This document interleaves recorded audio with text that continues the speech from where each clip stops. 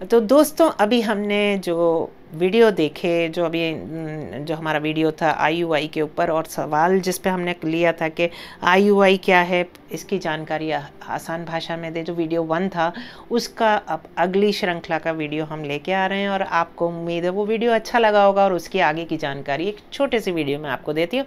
और दोस्तों सबसे ज़्यादा खुशी जब ही होती है जब आप कामयाब होते हैं। आपकी कामयाबी मेरी कामयाबी है। और हाँ, मैं हूँ आपकी host doctor Arshi Iqbal, Arshi fertility centre Kota Rajasthan से। और मैं एक इनफर्टिलिटी लैप्रोस्कोपिक कंसल्टेंट हूँ, दूरबीन शल्य चिकित्सक हूँ। और मैं एक रजिस्टर्ड गवर्नमेंट रिकग्नाइज्ड सेंटर चलाती हूँ जिसमें IVF, ICSI, IUI सारी चीज़ें एक छत के नीचे होती हैं। तो आगे आज हम जो प्रश्न लेने वाले हैं IUI से संबंधित, वो है IUI वर्सेस IVF, यानी IUI या IVF आपके लिए कौन सी चीज़ बेहतर है, ये सवाल है।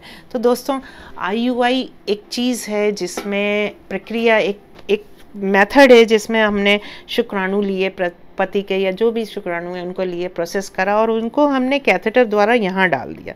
और ये यहाँ के स्वयं अंडे से मिले और निषेचन हुआ और उसके बाद बच्चा लगा। और उसके बाद भी चांसेस हैं कि ना लगे बच्चा, क्योंकि ये नेचुरल प्रोसेस है, ठीक है। और इसकी प्री रिक्विजिट जैसे मैंने पहले भी बोली थी, शुक्राणु का काउंट 10 मिलियन से ऊपर होना चाहिए अगर अपन IUI हस्बैंड कर रहे हैं।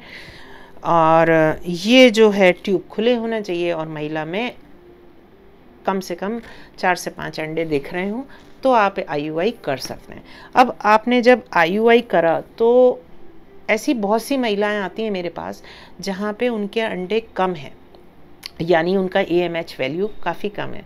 तो अब AMH कम है, मुझे है ना सोनोग्राफी में एंट्रल काउंट जो दूसरे तीसरे दिन की सोनोग्राफी है उसमें मुझे 2 से 3 ही अंडे दिख रहे हैं या 4 दिख रहे हैं। तो मैं ऐसी महिला जो कि उम्र भी ज़्यादा है, 32, 34, 35 पे है, तो ऐसी महिला में अगर ट्यूब खुले हैं, पति के वीर्य में प्रॉब्लम नहीं है, तो हम उसको IUI पे लेंगे, IVF पे नहीं लेती मैं, क्योंकि IVF के लिए उसका AMH काफ़ी कम है।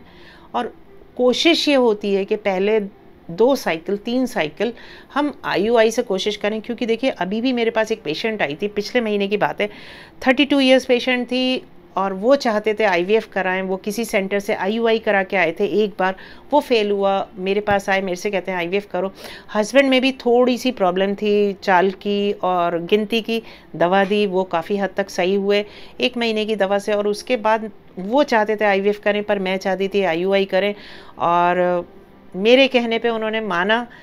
उस महिला के अपने आप अंडे नहीं बन रहे थे, गोनाडोट्रोपिन दिए, इंजेक्शन जो लगाते हैं अंडे बनने के, उसके लगाने के बाद कम से कम 5 इंजेक्शन लगे। उसके बाद केवल उस महिला के 1 अंडा बना था। शुरुआत में 3 थे, पक्के 1 तैयार हुआ और उस 1 अंडे को बनाने में 6 से 7 इंजेक्शन लगे गोनाडोट्रोपिन के। उसके बाद वो फिर भी कंफ्यूज थे कि मैडम आपके पास IVF कराने आए हैं, आप IUI की बात कर रही हैं। IUI तो हमने आपके शहर के एक और सेंटर से करा रखा है, पर हमें उस पर कोई भरोसा नहीं है और ना ही उसमें कुछ हुआ, ना ही कोई रिजल्ट आया, आप तो IVF करो। तब भी उन्होंने कहा, और मेरा एक ही कहना था कि मुझे एक बार IUI ट्राई करने दीजिए, कृत्रिम गर्भधारण ट्राई करने दीजिए, क्योंकि मेरे को उनकी रिपोर्ट्स में कहीं गड़बड़ नहीं दिखी। द ओनली प्रॉब्लम वॉज थोड़ा सा हस्बैंड में फैक्टर था और वाइफ के अंडे कम थे।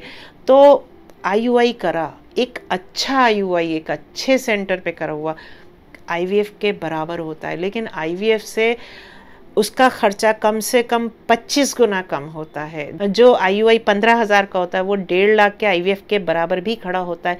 और वो महिला जब है ना, उनका 15 दिन के बाद रिजल्ट आया, उनको यकीन नहीं हो रहा था कि वो पॉजिटिव है, और IUI हस्बैंड पॉजिटिव था। एंड उनका कहना था कि मैडम कैसे मान लूँ मैं कि है ना, मतलब मुझे यकीन नहीं हो रहा, मैं आपके पीछे पड़ी थी कि IVF कर दो, आप ही कह रही थी कि नहीं मैं IUI एक बार करके देखूंगी। और मैडम मेरा एक बार में हो गया। टोटल 1.5 महीने में पेशेंट आया और उसका IUI सक्सेसफुल रहा, इवन IUI हस्बैंड। तो ऐसा नहीं है कि ये सक्सेसफुल नहीं होते, इनमें बहुत मेहनत है। आपका डायग्नोसिस, आपकी क्वालिटी ऑफ सैंपल प्रोडक्शन, आपने सीमेन प्रिपेयर कैसे करा, कौन से मीडियाज़ यूज़ करें, आपने कितना रिलीजियसली उसको फॉलो करें इंस्ट्रक्शन, उस पर डिपेंड करता है। तो देखिए, अगर आपका AMH ठीक ठाक है, आपकी अफोर्डेबिलिटी है पैसों की, तो आपके प्रॉब्लम कुछ और है, ट्यूब बंद है, आपके बहुत साल हो चुके हैं, आपकी उम्र 40 के पास है, आपके अंडे ख़त्म हो चुके हैं, आपके हस्बैंड के शुक्राणु बहुत कम हैं और बच्चा आप नहीं चाहिए, तो definitely yes, big yes for IVF. बिल्कुल इन लोगों में आईवीएफ करना है, इनमें एक्सी करना है, जो भी है। पर ऐसे कुछ दंपत्ति आते हैं जिनको आप सॉर्ट आउट करते हो और जहाँ पे आप आईयूआई कर सकते हो। मेरे को ऐसा लगता है कि ये रिजल्ट्स देते हैं। मेरे चैनल पे भी है और बहुत सारे टेस्टिमोनियल डले हैं जहाँ पे आईयूआई से केवल है ना बच्चा लग जाता है। तो डेफिनेटली आईयूआई, लेकिन proper judicious selection of patient is very important. ऐसा नहीं है कि हर पेशेंट को आप आईयूआई में डाल दोगे, बट आपके इन्वेस्टिगेशन से अगर डॉक्टर को लगता है कि यस आईयूआई करा जा सकता है तो डेफिनेटली 1-2 साइकिल आईयूआई के जाना चाहिए। और आईवीएफ के अलग इंडिकेशन है। आईवीएफ के जो इंडिकेशन है वो है कि आपके ट्यूब पूरी तरह से ख़राब हो चुके हैं, आपकी उम्र ज़्यादा है, आपका ईएमएच वेरी वेरी पुअर है, आपके आईयूआई 4-5 फेल हो चुके हैं, आपके पास और कोई रास्ता नहीं बचा है, द टाइम इज़ गोइंग। तो ये बहुत सारे, आपको एंडोमेट्रोसिस है, ये बहुत सारे कारण हैं जो आईवीएफ के ही स्पेशली हैं।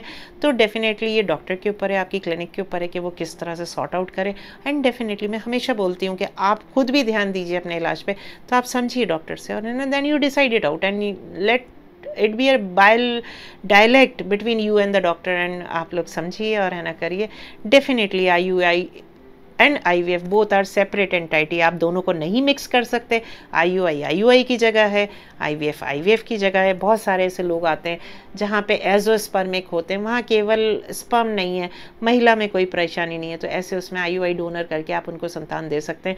आईवीएफ में पैसा क्यों खर्च करा जाए इतना बड़ा, आईयूआई से ही काम हो जाएगा, तो आपका कितना कम खर्चा होगा। तो डेफिनेटली मुझे उम्मीद है कि आपको मेरा आईयूआई और आईवीएफ के लिए बताई हुई चीज़ें काम आएंगी। और हाँ, अभी इसी श्रृंखला में, ये जो श्रृंखला चल रही है रोज़ की, आप इस पर बने रहिए और अगला इसके वीडियो में फिर से आईयूआई पे ही बात करेंगे अपन, और उम्मीद है आपको अच्छा लगा होगा।